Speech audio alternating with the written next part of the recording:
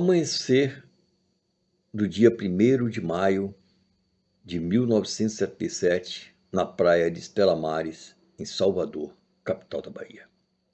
Como sempre fazia, Dona Geraldina, uma moradora de uma pequena vila de pescadores situada mais à frente da praia de Pitanga, junto com outras mulheres, percorre as areias brancas da praia, catando objetos como pedaços de ferro, latas, madeiras e outras coisas que sempre o mar devolvia para a terra e com as quais ela poderia ganhar um dinheirinho extra.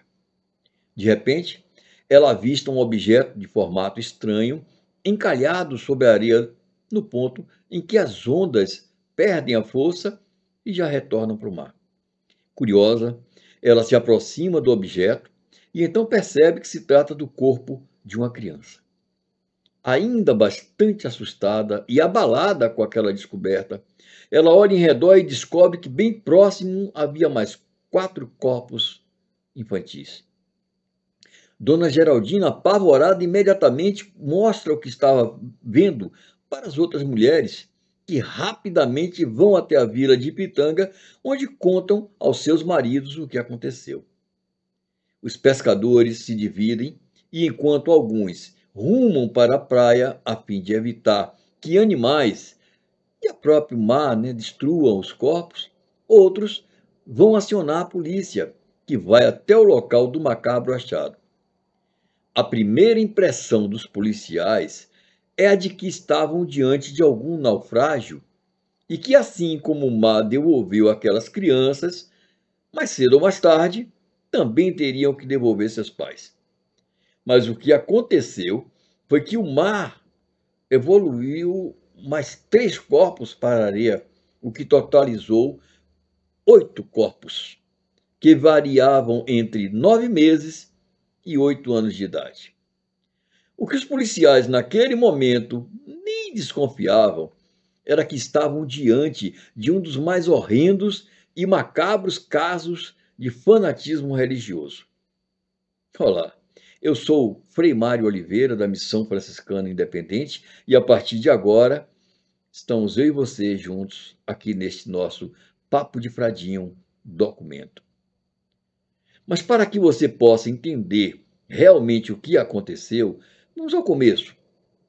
Tudo se iniciou na fazenda São Gabriel, situada na zona rural do município de Santo Antônio de Jesus, onde moravam o casal Edgar e Maria, trabalhadores rurais de uma fazenda e que tinham 10 filhos, entre os quais José Maurino Carvalho.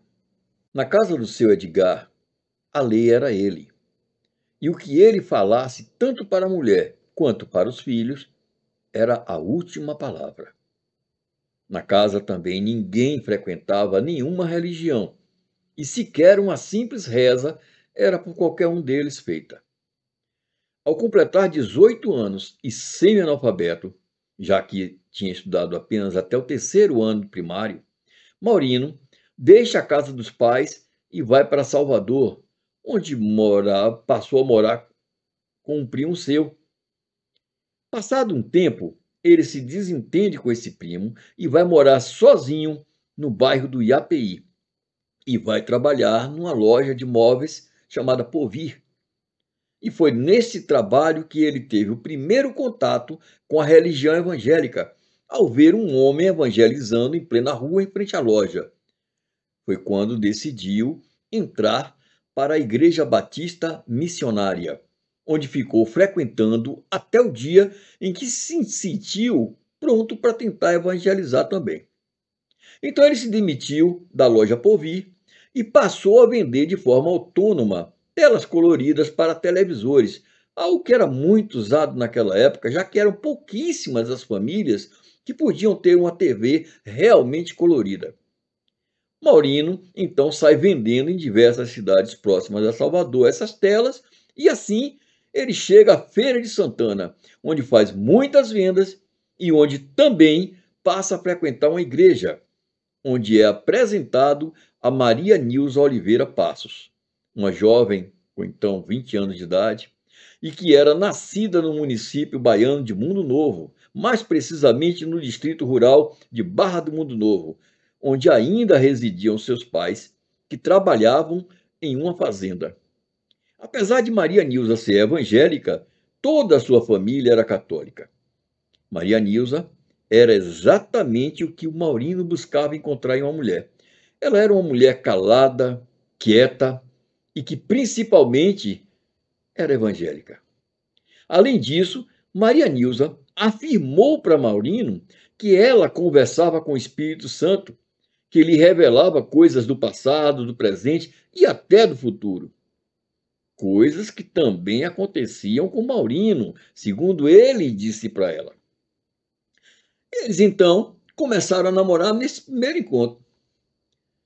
Mas mesmo namorando, Maurino retorna para Salvador, enquanto que Maria Nilza continua lá em Feira de Santana. Mas todas as vezes que os dois se encontravam, eles iam pregar pelas ruas de Feira de Santana. Um dia, quando Maurino saía do trabalho para ir para casa, ele vê um homem todo de branco e que tinha o rosto iluminado e que ele tinha certeza de que era o Cristo. De repente, esse homem se transformou em Maria Nilza. E isso, para Maurino, foi um recado claro de Cristo para que ele se casasse imediatamente com Maria Nilza. Então ele vai até Feira de Santana, conta o ocorrido a ela e diz que vai estar em Salvador a esperando para casarem. Enquanto espera por sua noiva em Salvador, ele um dia, dentro de um ônibus, avista a lagoa e as dunas do Abaeté. E imediatamente ele desce do ônibus, pois acreditou estar ali, diante de um lugar sagrado de Deus. E, inclusive, ele mudou até o nome do Abaeté. Ele passou a chamar a lagoa de Monte das Oliveiras. Nesse mesmo dia, ele ouviu Deus dizer a ele que depois de casar com Maria Nilza, ela iria engravidar de um menino e que o povo iria seguir esse menino como um dia seguiu Jesus. Então Maria Nilza chega a Salvador e ele a leva até o Abaeté, para que ele tinha renomeado de Monte das Oliveiras. E ali, sem padre, sem pastor, sem pais, sem ninguém, sem testemunhas, apenas os dois firmam um casamento, jurando fidelidade eterna um ao outro. E ainda, seguindo as instruções de Deus, eles, ali mesmo, em cima dos areais das dunas, têm as suas primeiras relações sexuais. Além desse fato, é também em obediência às instruções divinas que eles abandonam seus nomes, passando então a se chamar ele Matota e ela Marata. Casados, se mudam para a Barra do Mundo Novo, onde passam a morar na casa dos pais dela, dentro da fazenda Havana. E é justo nessa fazenda que os dois começam a pregar e a cooptar um grupo de pessoas trabalhadoras da fazenda, inclusive o capataz Godofredo, que passam a participar da recém-fundada Igreja Universal Assembleia dos Santos, uma igreja criada e dirigida pelo casal e totalmente radical, onde até mesmo ele proibia que os seus seguidores tivessem relógios, já que, segundo ele, os apóstolos de Cristo nunca tiveram relógio. Entre novembro e dezembro de 76, Marata dá à luz a uma menina, e não a um menino, conforme prevera o Matota. Ou seja, não veio ao mundo o menino que seria o novo Jesus Cristo, como ele havia dito, e sim uma menina. Marata, então, deu à filha o nome de Birlene, mas Matota não concordou com esse nome, pois, segundo ele, ali não era uma menina, e sim um menino, e explicou para todos que o Espírito Santo disse a ele que aquele bebê tinha corpo de menina, mas, na verdade, era um menino que havia sido castrado ainda dentro do ventre da mãe por Deus, para que fosse puro. Assim, o casal passou a vestir e a cuidar da menina como se fosse um menino. E o nome que foi dado então à criança foi Morotó. Exatamente isso que vocês ouviram, Morotó. A partir desse episódio, todos os participantes da igreja, homens, mulheres e as crianças, passaram então a morar na mesma casa sob o comando direto e supremo de Matota, que estabeleceu um certo regulamento no qual ele era a única pessoa que poderia castigar e até bater nos filhos dos seus seguidores, guardar todo o dinheiro arrecadado na igreja e dormir cada dia com uma das mulheres da igreja, mesmo as casadas, a fim de as tornar puras ao transar com ele. Da mesma forma, Marata também escolhia a cada dia um dos homens seguidores para dormir com ela. Em janeiro de 1977, Matota reúne toda a sua igreja e comunica que vão ter que fazer alguns sacrifícios de algumas crianças, que, segundo o Espírito Santo lhe dissera, estavam possuídas pelo demônio e que estes sacrifícios deveriam ser realizados no tal Monte das Oliveiras. Lembra de como é que ele chamava o Abaeté? E todos concordaram em sacrificar seus próprios filhos. Então Matota ordenou que vendessem tudo o que tinham e partiriam no dia 17 de março. Com a venda dos seus bens, os membros da igreja conseguiram 18 mil cruzeiros, uma boa grana na época, que entregaram a Matota. E no dia marcado, fretaram um caminhão para os levar até Salvador. No dia 17 de março de 1977, eles chegaram nas dunas do Abaeté e armaram uma grande tenda improvisada onde passaram a residir e a congregar. Um dia, Matota pegou alguns membros do grupo e partiu para fazer uma visita a uma sua amiga moradora no bairro de Paripe.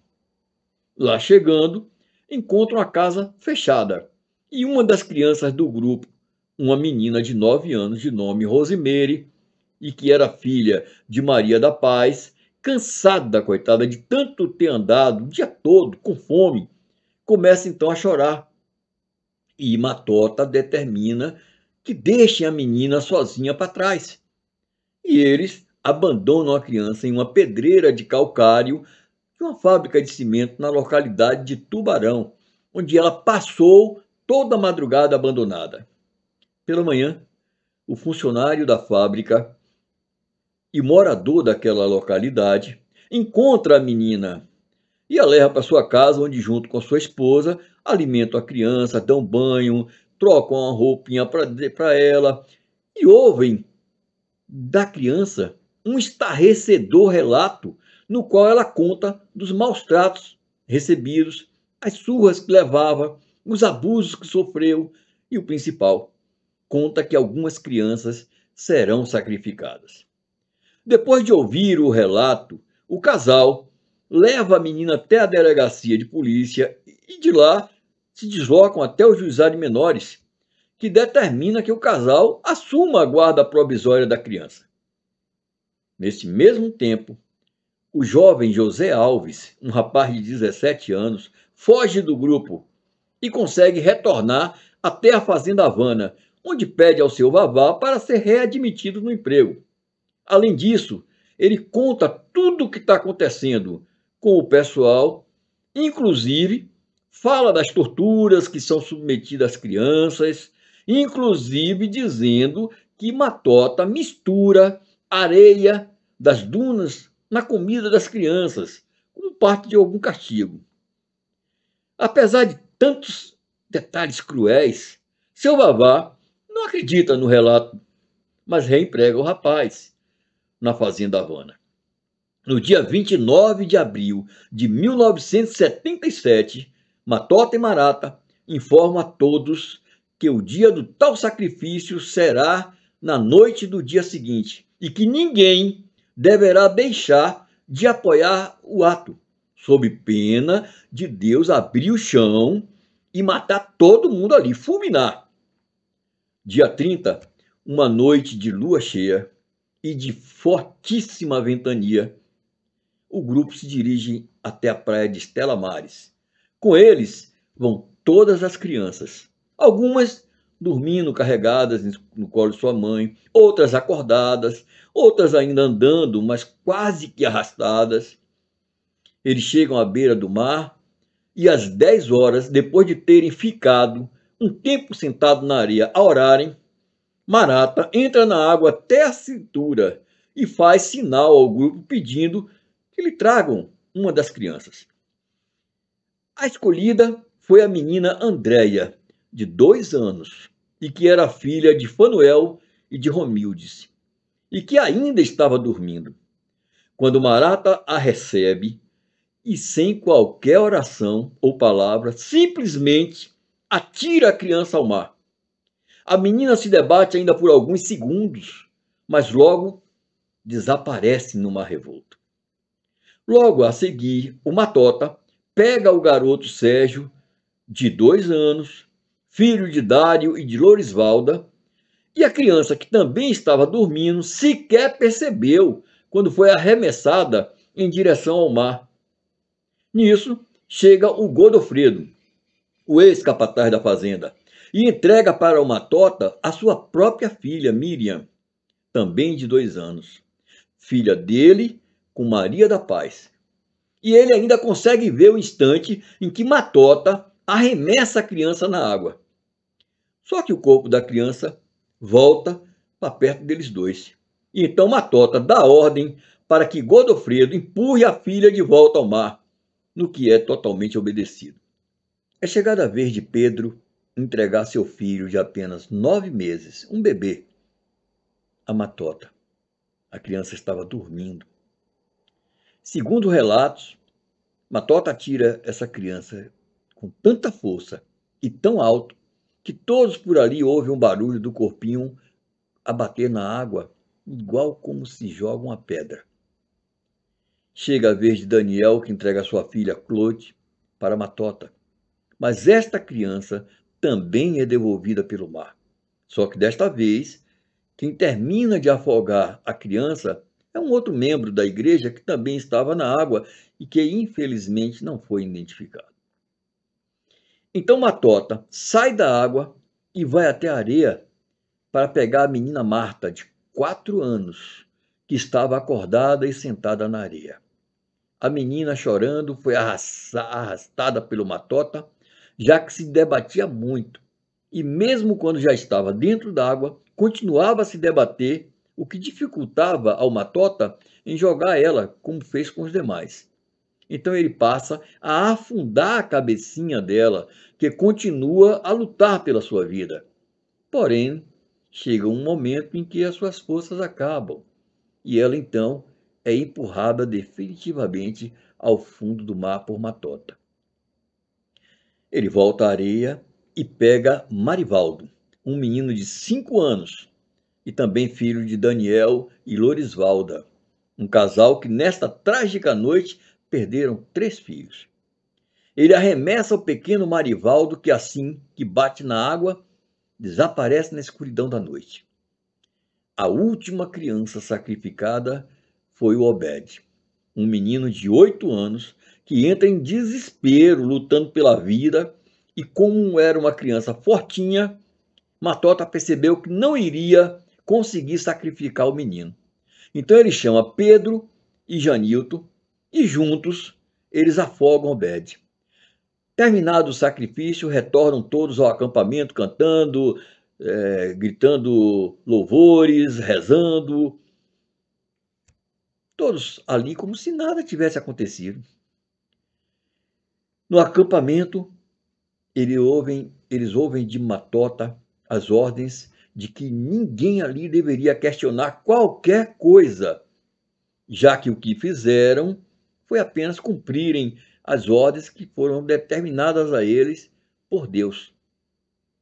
No dia seguinte, um feriado de 1º de maio, como sempre faziam, um grupo de senhoras da vila de Pitanga percorriam a praia da sua vila, indo até a praia de Estela Maris, com o objetivo de catarem objetos trazidos pela areia do mar, Foi aí que Dona Geraldina encontrou a primeira das crianças assassinadas pelo grupo de evangélicos fanáticos.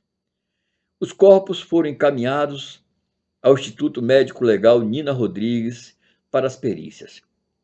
E de todas as crianças, apenas uma menina, aparentando cerca de 2 anos de idade, estava usando uma calcinha de renda. E um menino que usava uma camiseta. Todos os demais estavam nus. Os legistas identificaram que nos estômagos das crianças havia muita areia e que essa areia não era areia do oceano e que todas haviam morrido por afogamento.